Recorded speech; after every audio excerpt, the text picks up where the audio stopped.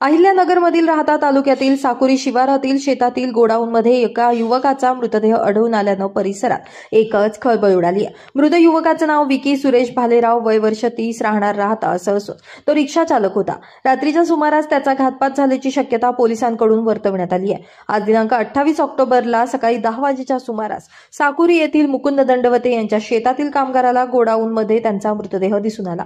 यानंतर कामगारानं आणि शेतमालकानं तात्काळ राहता पोलिसांना याबाबत माहिती दिली। माहिती मिळताच पोलीस निरीक्षक नितीन चव्हाण यांच्या मार्गदर्शनाखाली पोलीस पथकानं घटनास्थळी धाव घेतली। यावेळी डीवायएसपी अमोल भारती यांनी घटनास्थळी पाहणी केली असून फॉरेन्सिक पथकालाही तपासणीसाठी पाचारण करण्यात आले। प्राथमिक तपासानुसार विकी भालेराव याचा मृत्यू संशयास्पद परिस्थितीत झाल्याचं दिसून येत आहे। घातपाताची शक्यता नाकारता येत नाही। फॉरेन्सिक तपासानंतर मृतदेह शवविच्छेदनासाठी राहता ग्रामीण रुग्णालयात पाठवण्यात आला। या घटनेचा पुढील तपास पोलीस निरीक्षक नितीन चव्हाण, एपीआय गिरी मॅडम आणि पोलीस पथक करत आहे। माझं गाव चॅनलसाठी स्वप्नील कोपरे, कोपरगाव।